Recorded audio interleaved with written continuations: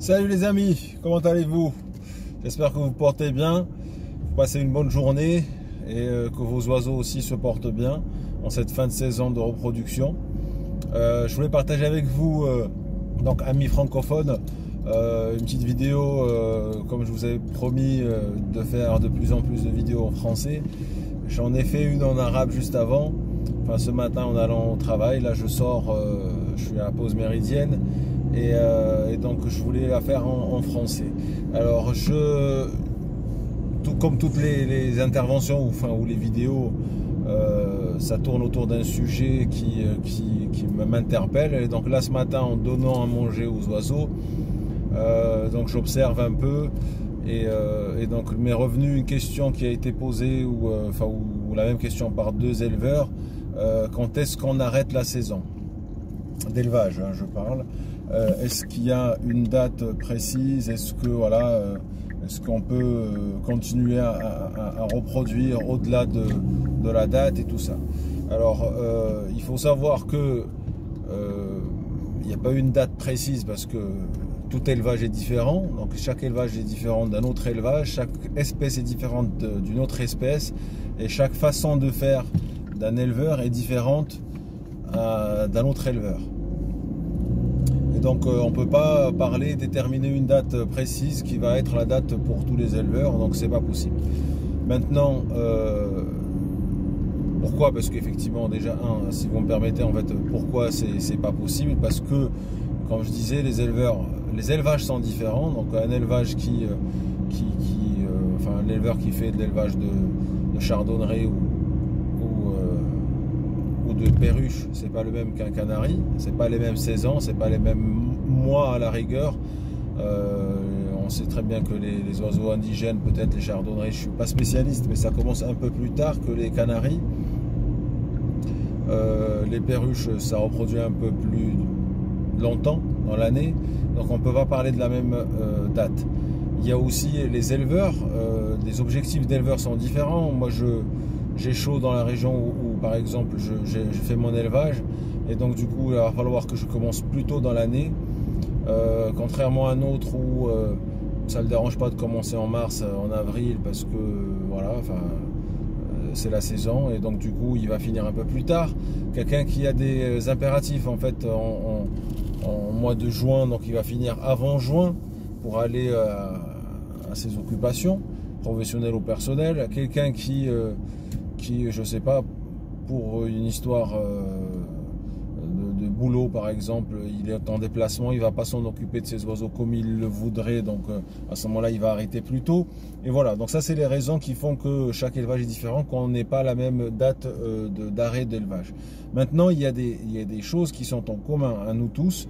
On sait très bien qu'un élevage de canaris du moins et dure 3-4 mois, donc il ne faut pas aller au-delà de 4 mois. Bien sûr, il y a les premières couvées où les œufs ne sont pas fécondés, donc du coup on peut aller un peu plus loin parce que la femelle n'aurait pas couvé, n'aurait pas nourri, donc et du coup ne serait pas fatiguée. Il y a aussi ce qui est commun, c'est que on parle de 3 couvées en moyenne chez une femelle. Maintenant, là, il faut savoir que les femelles ne peuvent pas être sollicitées au-delà de 4 couvées parce qu'après elles sont exténuées et on ne peut pas garantir de les garder en forme l'année d'après. Si ceci dit, on les garde, mais si on les garde pas et on les sort, on les vend ou on les donne, on pense à celui qui va les acheter, donc vaut mieux lui donner une femelle encore en état et encore en forme pour aller faire une saison de plus. Donc d'autres signes, et c'est ce qui m'a poussé à faire la vidéo, parce que tout ça je pense que vous le connaissez. Ce qui m'a poussé à faire la vidéo, c'est qu'en observant, il y a des signes en fait dans l'élevage qui nous font rappeler que c'est bientôt la fin. Parmi ces signes là, c'est des femelles qu'on va remarquer fatiguées. Donc soit on va les voir dans leur état physique, hein, donc elles vont être plus en forme, pas en boule forcément, mais voilà, exténuées, quoi, c'est pas évident au bout de la 3e couvée. On va aussi remarquer des oisillons, en fait, des petits qui vont pas se développer aussi bien que la première couvée. Je parle du même couple et des mêmes parents et de la même nourriture. Donc on donne le même régime alimentaire avec le même couple qui a eu une première couvée. Il va forcément nourrir. C'est pas une règle générale aussi, mais effectivement il y a beaucoup de cas comme ça. Ils vont mieux nourrir la première couvée que la dernière, parce que la dernière, il commence à faire chaud, ils sont fatigués, exténués, voilà.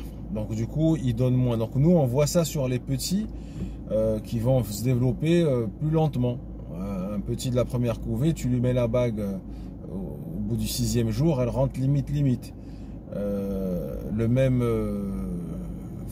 La même race, 3e couvée, tu peux la mettre 7e jour, voire des fois 8e jour. Alors voilà, alors que c'est les mêmes parents, c'est la même nourriture et c'est la même race. Donc ça, c'est des signes sur les oiseaux. Après, il y a des signes sur l'humain, sur l'éleveur lui-même. Un éleveur en début de saison, il est beaucoup plus motivé qu'un éleveur en fin de saison. Et donc ça, c'est un signe qu'il faut écouter, voilà, si on commence à faire n'importe quoi, on commence à ne pas noter comme il faut les œufs. Quand je dis noter la date de pente, la date de couvaison, la date d'éclos et tout ça. On commence à faire le tour rapidement sans forcément avoir un grand intérêt en fait à rester chez les oiseaux, parce qu'on est fatigué aussi, c'est normal, on passe plus de temps avec eux, on a beaucoup de travail aussi, parce qu'il y a des jeunes, il y a du travail quand on rentre chez les oiseaux. Et donc du coup, on commence à faire des erreurs d'inattention. On commence pas à rendre les œufs quand il faut. et donc ça, c'est des signes qu'il faut écouter, parce que sinon on fait n'importe quoi et c'est pas bien forcément. Donc ça, c'est des signes, et c'est ce qui m'a poussé à faire cette vidéo là. Donc j'ai envie de dire à ces personnes là qui ont posé cette question là, il n'y a pas de date fixe. Maintenant, il y a une règle générale, les 3 mois 4 mois de saison, de reproduction à respecter, et il faut écouter ces oiseaux et écouter soi-même. Donc ça, c'est le sujet de cette intervention, de cette petite vidéo. J'aime pas dire intervention, encore une fois, je suis pas ni chercheur ni scientifique, mais et donc voilà, j'espère qu'elle vous a plu, et encore une fois, désolé si je suis pas très présent en français. Voilà, c'est peut-être une histoire de pratique, mais j'essaierai de faire des efforts dans le futur, comme je vous promets chaque fois. Allez, à bientôt, et bonne fin de saison alors. Ciao.